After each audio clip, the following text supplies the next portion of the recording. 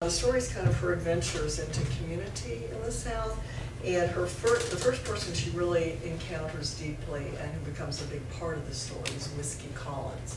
And Whiskey is an environmentalist, and he's a moonshiner. He also is a plumber to make his money.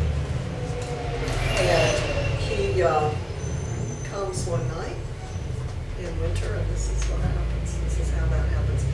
Early that fall, the kitchen pipes froze. One of the charms of the South, I learned later, is that no one insulates their houses, believing in the immutability of warm weather. The plumber's name was Whiskey Collins, and he lived just down the road in a tiny cinder block house next to a collapsed barn covered in kudzu. I found him by asking the bleached blonde behind the counter at the gas mart. "Everybody's pipes froze," she said, shaking her head. "He's fixed mine twice already." I must have looked doubtful at this news. If he fixed it twice, didn't that mean he hadn't done it right the first time? "He's a friend of my cousin's," she explained, showing the gap between her front teeth. "The two of them were wild. He's settled down some, I guess." "People here want you to know their life stories," I thought wonderingly. I called Whiskey on the payphone. "I'll come," he said, "but not till after supper." Everybody's pipes froze again. I knew, I assured him. He did show up after supper, and he worked into the night on the pipes in the wall behind my kitchen sink, humming tunelessly. His compact body contorted in the cabinet underneath, the smooth tread of his work boots sticking out, his monkey face popping up now and then with a screwdriver between his teeth.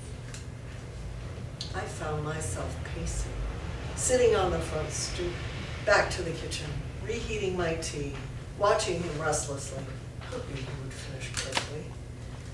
There were owl calls I liked to listen to this time of night. At least I thought they were owls. Whatever they were, I preferred their round, haunted notes immensely to human bluster. But Whiskey took his time.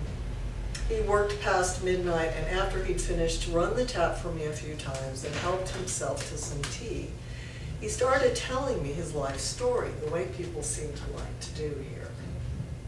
He was moonlighting, he told me, from his real work, monitoring pollution in the river, hoping to get a grant for a big study, studying biochemistry on his own.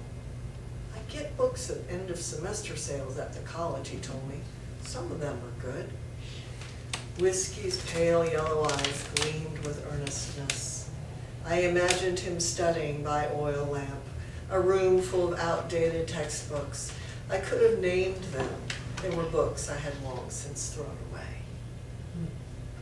"I gave up on graduate school," he said, looking at me curiously, inviting me to tell what I had given up. I had given up men in science.